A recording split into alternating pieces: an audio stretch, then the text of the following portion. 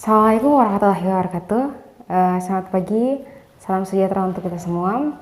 Selamat datang di semester genap kelas biologi tahun ajaran 2020-2021, khususnya kelas 12. Jadi untuk mengawali materi biologi semester genap kali ini, kita mulai di pembahasan bab mengenai pola pewarisan sifat pada hukum Mendel. Ya. Sebelum kita jauh membahas mengenai pola pewarisan sifat pada hukum Mendel, terlebih dahulu kita perhatikan terlebih dahulu peta konsep di samping. Ya. Peta konsep pada bab hari ini itu akan menentukan alur pembelajaran kita. Ya. Pada materi pola pewarisan sifat pada hukum Mendel itu ada dua sub pembahasan yang akan kita kaji atau kita bahas. Yang pertama hukum-hukum Mendel. Jadi hukum-hukum Mendel itu dikelompokkan menjadi dua, yaitu hukum Mendel 1 atau hukum segregasi dan hukum Mendel 2 atau hukum asortasi. Kemudian setelah itu baru kita masuk ke pembahasan yang kedua, yaitu penyimpangan-penyimpangan semu pada hukum Mendel. Jadi pada hukum Mendel itu terjadi penyimpangan-penyimpangan yang sedikit terjadi pergeseran pada hukum Mendel itu sendiri, walaupun tidak terlalu jauh bergeser atau berubah. Oke. Hukum Mendel itu sendiri muncul pertama kali sebagai hukum pewarisan sifat, ya. Pewarisan sifat yang menentukan pola-pola penurunan sifat dari anak induk, ya. Sehingga hukum Mendel itu dia membuktikan untuk menjelaskan bahwa banyak sifat-sifat keturunan atau anak itu diturunkan oleh induknya atau orang tuanya. Misalnya sifat tumbuhan mulai dari sifat bijinya, warnanya, tingginya dan sebagainya. Begitupun pada manusia mulai dari bentuk matanya, tinggi badannya, bentuk rambutnya dan lain sebagainya. Begitupun pada hewan tentunya.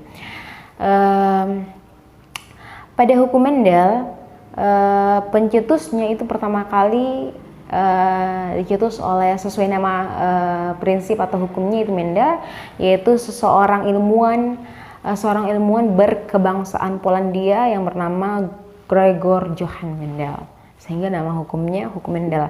Jadi Mendel itu pertama kali menyilangkan kacang ercis atau biasa disebut dengan kacang kapri atau yang kita kenal dengan kacang polong. Ya, kalau dilatinkan namanya Pisum sativum. Ya, jadi pertama kali dia silangkan tanaman ini sesamanya, ya, sesama tanaman Pisum sativum. Kenapa? Alasannya apa si Mendel menggunakan tanaman Pisum sativum? Alasan pertama karena tanaman Pisum sativum itu banyak memiliki sifat yang berbeda. Itu alasan pertama. Mulai dari bentuk bijinya, ada kisut, ada bulat, ada warna bijinya, ada kuning, ada hijau, dari tinggi batangnya dan lain sebagainya. Seperti itu. Itu alasan pertama Mendel menggunakan Pisum sativum atau kacang ercis. Kemudian alasan kedua karena pembelahan sel yang terjadi pada tanaman Pisum sativum itu masuk kategori singkat atau sebentar, sehingga pertumbuhan dan perkembangannya itu cenderung cepat, ya, karena pembelahan selnya pun hanya sebentar. Kemudian alasan yang terakhir karena kacang ercis mudah dibudidayakan, ya, itu yang pertama, itu yang terakhir. Jadi itu ada 3 alasan mengapa Mendel menggunakan kacang ercis atau Pisum sativum untuk sebagai bahan penelitian pertama pada pola pewarisan sifat. Oke, yang pertama. Nah, kemudian sebelum kita lanjut pada hukum Mendel yang sudah tadi saya sebutkan di awal pada peta konsep, terlebih dahulu ada beberapa istilah yang harus atau perlu kita ketahui dalam membahas materi ini lebih jauh. Yang pertama ada istilah alel. Ya. Alel adalah gen yang lokus Lokus adalah posisi atau lokasinya itu pada kromosom yang sama. Jadi ada gen yang lokasinya itu pada kromosom yang sama. Misalnya pada manusia, kromosomnya XXX. Iya, ini alel X itu alel, ya. Kemudian ada istilah parental. Parental ini disimbolkan dengan huruf P besar, ya, yang artinya induk, ya. Kalau P besar 1 induk pertama, P2 induk kedua, seperti itu. Kemudian ada filial. Filial itu disimbolkan dengan F kecil, ya, artinya adalah keturunan. Ada F1 keturunan 1 atau keturunan pertama, ada F2 keturunan kedua, dan seterusnya. Kemudian ada dominan. Dominan adalah sifat yang menutupi sifat resesif. Dia disimbolkan dengan huruf kapital. Jadi kalau ada pada persilangan nanti kalian lihat huruf kapital, huruf besar, maka dia dominan, sifatnya dominan, menutupi sifat resesif. Nah, kemudian apa sifat resesif? Sifat resesif adalah sifat yang tertutupi oleh sifat dominan, ya. Jadi dia ada tapi ditutupi oleh sifat yang dominan, yang huruf kapital tadi. Makanya dia kebalikannya bukan huruf kapital, yaitu huruf kecil. Ya, kalau kalian temukan pada persilangan huruf kecil, maka dia disebut sifat resesif. Ya, kemudian ada istilah genotif. Genotif adalah gen yang tidak tampak atau dia susunan gen. Dia disimbolkan dengan huruf-huruf. Misal M besar, M kecil, T besar, T kecil, T kecil.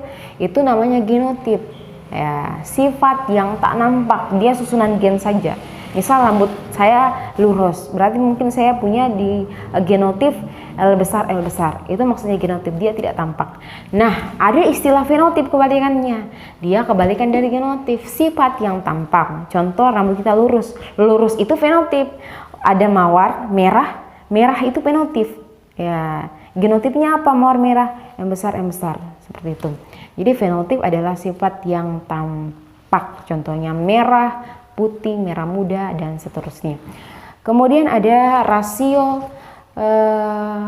genotip, perbandingan genotip. Ya, dia pada saat kita sudah menentukan, kita sudah membuat persilangan, kemudian sudah ada hasilnya, maka dia sisa kita rasiokan perbandingannya. Misal M besar banding M kecil, ya, dia namanya rasio genotif, ya. Kalau merah banding merah muda banding putih, maka dia disebut rasio fenotif. Itu dia beberapa istilah-istilah yang perlu kita pahami pada persilangan yang akan kita jauh bahas sebentar. Oke, lanjut. Kita kembali ke hukum Mendel. Jadi hukum Mendel sesuai yang sudah saya jelaskan tadi itu dibagi dua atau dikelompokkan menjadi dua. Pertama, hukum Mendel 1, disebut juga hukum segregasi. Ya.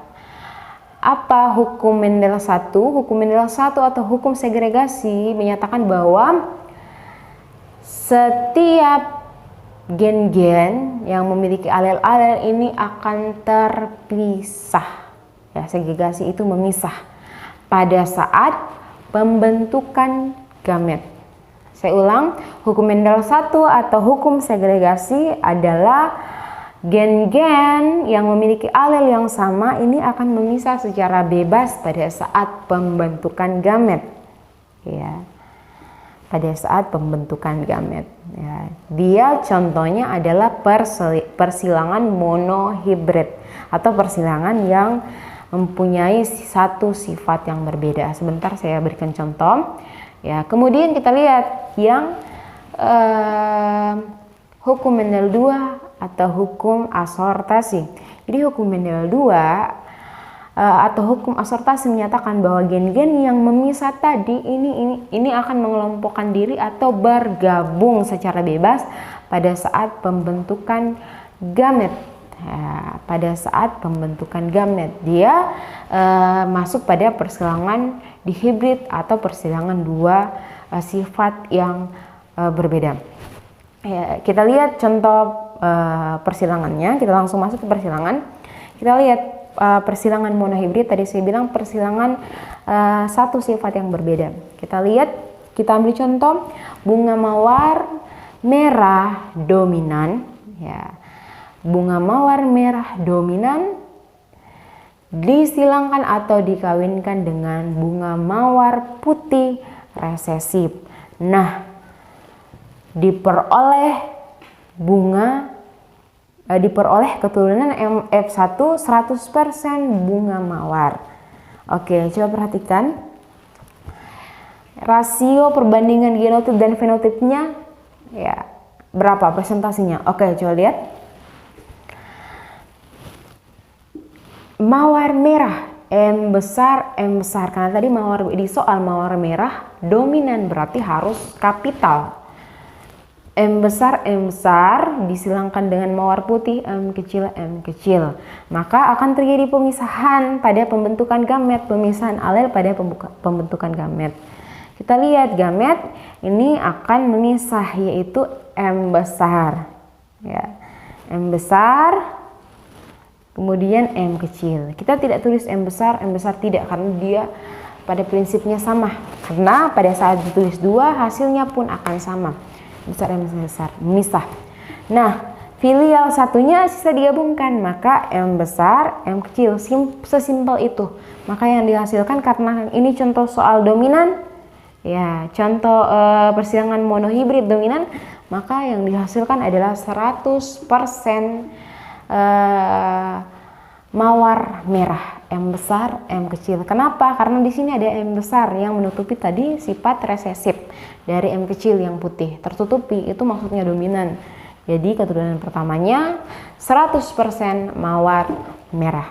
Nah, kemudian kita mau lihat keturunan keduanya, induknya mana? Karena di soal tidak ada disilangkan dengan apa, makanya kita silangkan dengan sesamanya, yaitu F1 disilangkan dengan F1, sehingga M besar M kecil mawar merah disilangkan dengan M besar M kecil mawar merah juga. Tadi saya bilang sesamanya. Maka diperoleh gamet kedua, ya, terjadi pemisahan. Oke, kita lihat gametnya, sehingga gametnya ada dua, M besar dan M kecil. Di atas tadi gamet pertama dia hanya ditulis satu karena memang sama M besar M besar. Tapi yang gamet kedua itu sudah terpisah karena dia beda alel. Ada M besar dan ada M kecil. Kemudian disilangkan dengan M besar dan M kecil juga. Kemudian keturunan keduanya sisa kita buat tabel seperti ini. Ya, tabel seperti ini. Maka rasio genotipnya diperoleh apa? Karena tadi genotip itu harus disimbolkan dengan huruf, maka rasionya adalah M besar banding M besar M kecil banding M kecil M kecil. Rasionya berapa? 2 banding 1 banding 1. Ya. Kalau rasio fenotipnya kita sisa sebut dia merah banding putih, karena hanya ada dua sifat, ya. Tadi dominan yang merah, sehingga merahnya ada berapa yang muncul di keturunan kedua? Yang muncul ada 3, sehingga rasionya adalah 3 banding 1. Rasio fenotipnya merahnya 3, putihnya 1, seperti itu. Jadi persilangan monohibrid dominan itu dia, kita lihat sifat yang menutupi sifat resesif, ya. Kalau ada huruf besar berarti sifat itulah yang muncul atau yang dominan, menutupi sifat resesif. Kita lihat yang persilangan monohibrid yang intermediate atau semi dominan. Nah, di sini ada sifat baru. Contoh soal bunga mawar merah M besar disilangkan dengan bunga mawar putih M kecil. Diperoleh keturunan pertama M besar M kecil dengan fenotip dalam kurung merah muda, ya, sehingga ada sifat baru yang muncul di sini. Dia disebut semi dominan atau intermediate, ya, bukan lagi merah tapi sudah semi di tengah, yaitu pink, yang kita sebut dengan warna merah muda. Bagaimana hasilnya? Coba perhatikan. Hasilnya kita sisa silangkan M besar dengan M kecil, merah dan putih, itu hasilnya 100% merah muda, M besar, M kecil. Tadi kan yang dominan dia hanya M besar, M kecil, dia merah, tapi di sini sudah berubah sifat jadi merah muda karena dia semi, ingat semi dominan atau intermediate. Nah, hasilnya 100% merah muda. Kemudian kita silangkan sesamanya. Merah muda disilangkan dengan merah muda, M besar M kecil disilangkan dengan M besar M kecil. Maka langsung keturunan keduanya pada tabel. Rasio genotipnya sama, tidak berubah, yaitu M besar M kecil, M besar M besar, M besar M kecil banding M kecil M kecil. Rasio genotipnya tidak berubah, tetapi kalau yang rasio fenotipnya itu berubah. Karena tadi yang pertama yang dominan itu tidak ada merah muda, sekarang sudah ada, sehingga rasio fenotipnya menjadi merah banding merah muda banding putih, seperti itu. Jadi persilangan monohibrid itu dibagi dua lagi, yaitu persilangan monohibrid dominan yang saya sudah berikan tadi di contoh sebelumnya, kemudian ada persilangan monohibrid intermediate atau semi dominan yang mempunyai sifat baru. Ya, oke. Sebentar saya akan kasih satu contoh soal lagi. Kita melangkah dulu ke persilangan dihibrid. Persilangan dengan dua sifat yang berbeda. Ini saya sudah bilang tadi, dia mewakili hukum Mendel 2, yaitu hukum asortasi, terjadi penggabungan alel. Ya, kita lihat, perhatikan contohnya. Persilangan dihibrid ini menyilangkan dua sifat berbeda. Saya kasih contoh. Biji kacang ercis bulat kuning. Ya, pertama dari sifat pertama dia apa? Sifat bijinya bentuknya bulat. Sifat keduanya apa? Warna bijinya kuning. Biji bulat kuning. Ini genotifnya B besar, K besar, K besar. Kemudian ini disilangkan dengan biji kisut. Ya, ingat kisut itu kebalikan dari bulat. Dia tidak bulat. Ya. Kisut itu di biji kisut dengan biji hijau, ada dua sifat. Jadi saya ulang, biji kacang ercis bulat kuning disilangkan dengan biji kisut hijau dengan genotip B kecil, K kecil, K kecil. Diperoleh presentasi rasio genotip dan fenotip berapa? Kita cek. Penyelesaiannya seperti ini. Oke. P1 induk 1 B besar, K besar, biji bulat kuning ini dikawinkan atau disilangkan dengan biji kisut hijau, maka diperoleh gametnya apa? Maka diperoleh gametnya karena dia tadi terjadi penggabungan. Ya, sisa kita tarik B ke K. Jadi gametnya adalah B besar, K besar. Ya, karena dia sama, kita tulis hanya satu saja. Seperti contoh di awal tadi. Kemudian disilangkan dengan gamet ini. Gamet kedua jadi B kecil, K kecil. Ya, kita sudah dapatkan gametnya. Kemudian sisa kita silangkan. Maka keturunan pertamanya 100% adalah B besar, B kecil, K besar, K kecil. Maka diperoleh, ini kan dominan, maka diperoleh keturunan pertama yaitu biji bulat, ya karena ada B besar, biji bulat kuning 100%. Kemudian kita lihat keturunan keduanya. Maka karena di sini di soal tidak ada persilangan induk kedua, kita sisa silangkan sesamanya saja. Maka F2 B besar, B besar, B kecil, K besar, K kecil disilangkan dengan B besar, B kecil, K besar, K kecil. Maka keturunannya sisa kita cari gametnya dulu, baru kita buat tabelnya. Saya perhatikan gametnya, maka gametnya akan berubah, tidak sama dengan pertama karena tidak sama, tidak dominan semua, sudah ada penggabungan. Coba perhatikan, maka gametnya adalah B besar, K besar. Ya, itu yang gamet pertama. Gamet kedua B besar, K kecil. Gamet ketiga B kecil K besar. Gamet keempat adalah B kecil K kecil. Ya. Kemudian karena sama ya sama, gametnya sama, yaitu B besar K besar, B besar K kecil, B kecil K besar, B kecil K kecil. Ini gametnya. Kemudian sisa kita masukkan dalam tabel, ya coba lihat, maka diperoleh rasionya, rasio genotip dan fenotipnya. Ya, mudah bukan? Nah, jadi sebenarnya kalau kita sudah tahu konsepnya, maka mudah sekali untuk membuat persilangan pada berbagai sifat pada individu maupun dari manusia, hewan sampai tumbuhan, seperti itu. Ya. Untuk soal latihan akan saya berikan, kalian kerja dan tanyakan apabila masih ada yang kurang dipahami pada persidangan ini. Terima kasih. Kita lanjut di materi selanjutnya minggu depan. Assalamualaikum warahmatullahi wabarakatuh.